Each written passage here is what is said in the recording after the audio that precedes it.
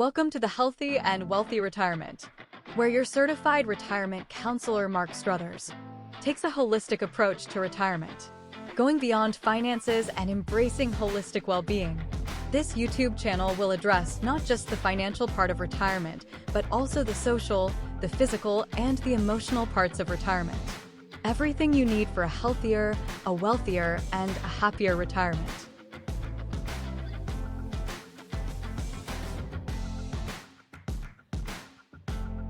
Here is your host, Mark Struthers. Welcome to the Healthy and Wealthy Retirement. My name is Mark Struthers. I am your host.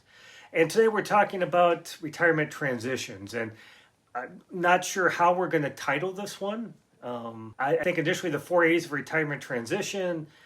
This was based off a Harvard Business Review's article that was released or published or republished really because of the issue of Biden not wanting to retire and then eventually changing his mind.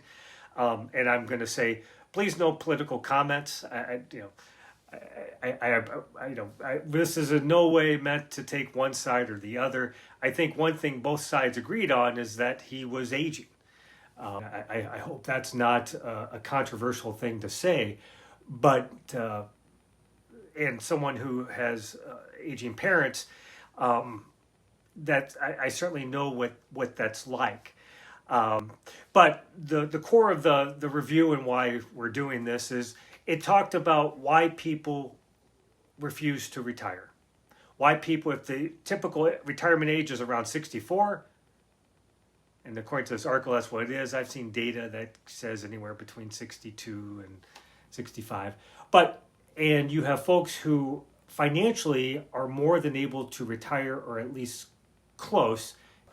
It all depends on your goals and how much you want to spend and legacy and everything like that. But by most standards, as certainly Biden could afford to retire, they continue to work not just well into their 70s and not just a part-time job, but they're working, instead of retiring at 65, they're working well into 75 or 85. And a lot of times they have a tough time letting go. And the Harvard Business article, and we'll put a link into this, addressed why. If it's not Social Security or long-term care or financial, and some kinds it's maybe not physical, but a lot of times they do it because it's psychological. And they identify 3 things that cause this. 1 is identity, 2 is purpose, 3 is relationships. And we've talked about some of these things. When I used to do employee well-being and gave lots of presentations, we addressed some of these. Even in this newer YouTube channel, we've talked about some of these. So when your identity is wrapped up into who you are, and obviously, especially when you have higher earning professionals, especially when you have overachievers, their identity is what they do. And I've seen it with folks that even if, say, they work part-time or something, or for whatever reason, if they're a software engineer, they don't like the idea that they're half a software engineer. You know, that they are their jobs. Their self-worth is wrapped up into their jobs. I think it was David Brooks or Scott Galloway it was David Brooks. David Brooks had a word for that. When your identity is wrapped up into that, sometimes you don't identify, or you're not sure what it would be like to identify as a retiree, that can be challenging. That can be scary. That's why I think for a lot of folks working comfortably in retirement, and again, that can be challenging if your identity is your job, and can you have the same stature that you did before. But I think that can help. But this article also talked about a kind of identity transition that you start early on, and this is a lot like working in retirement. You start early on thinking about, what is my identity in retirement? What would I be happy doing? If I am 70 years old, do I have to tell someone, am I comfortable saying I'm retired? For some folks, I think that's why they go into often triathlons. They pickleball here recently. They will be marathons. They will find these things to identify, so they have an identity. Number 2 was purpose.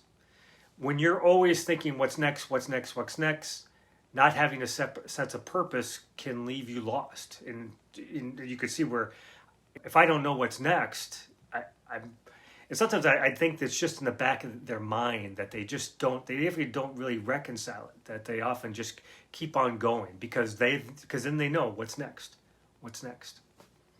So, and some of this is just habit, that if for 35 to 45 years or more, you had the same identity and then the same sense of purpose, even if it's not some sort of insecurity around it, it's habit. Habits are powerful. How do you break a 40-year habit of having that sense of purpose? And that's where you taking time to, as we talked about, having keystone activities, having some work, some volunteer work that gives you that sense of purpose. Number 3, relationships. And I think especially for those that are leaders or higher up, their relationships come from their jobs.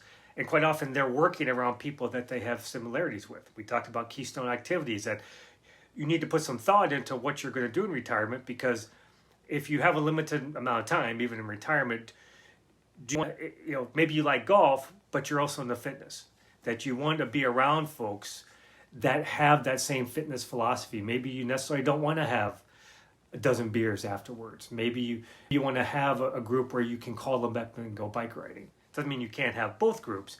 But if you say, I kind of want the group where I can call someone up and do something active and they're going to be up for it, mountain biking, hiking, that CrossFit group's probably going to be that group more than a golf group. And vice versa. If you say, you know what, I just want to relax by the pool and play around the golf and have some beers, that you might be more of the golf group. So losing those relationships can be scary.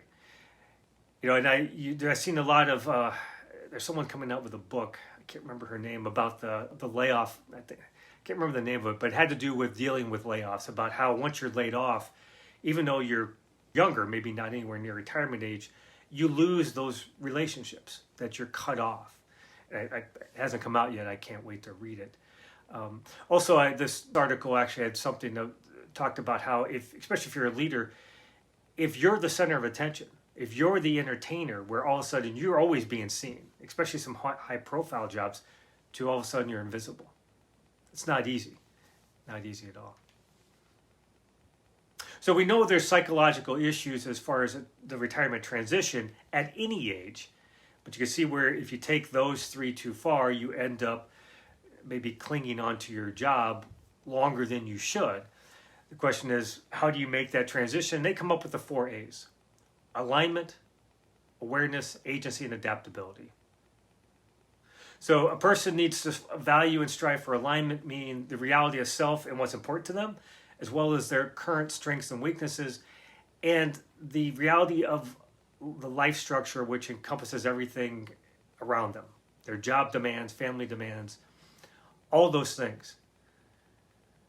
To assess alignment, they need awareness. So they need to have the clear-eye view to be honest with themselves and say, I physically, mentally, there's a misalignment here. And the agency part is taking control, proactively making necessary changes. And obviously, I saw this with my own folks. Their cognitive decline it happened fairly quickly, but did not happen overnight. Whereas something that, especially past a certain age, you probably have to monitor it. So once you have agency, then you make the call. You cut back, change jobs. This is where also I think planning ahead can be helpful.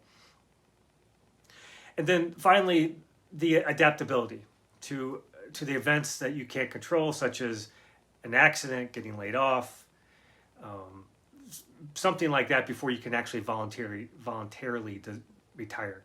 You kind of want to leave on your own terms, and if you're a leader, and I think this is true for families as well, you want to leave whatever you're leaving better than what you leave it better than the way you found it. You want to leave it in a good spot.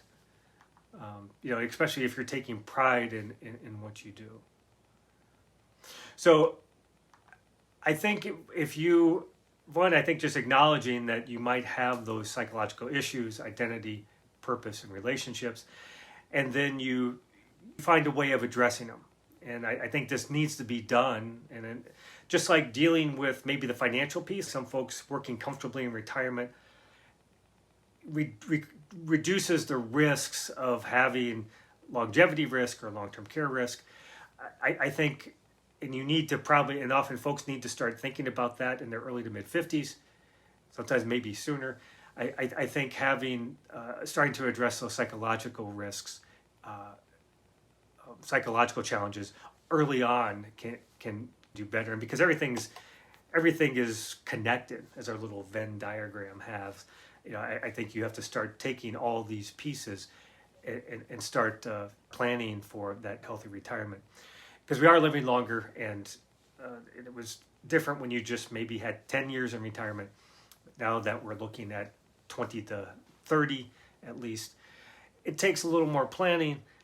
But if you do, you're probably going to have a healthy, a wealthy, and a happier retirement. Don't forget to hit subscribe. Do it. Do it now. It's going to disappear. Thank you. Have a great day.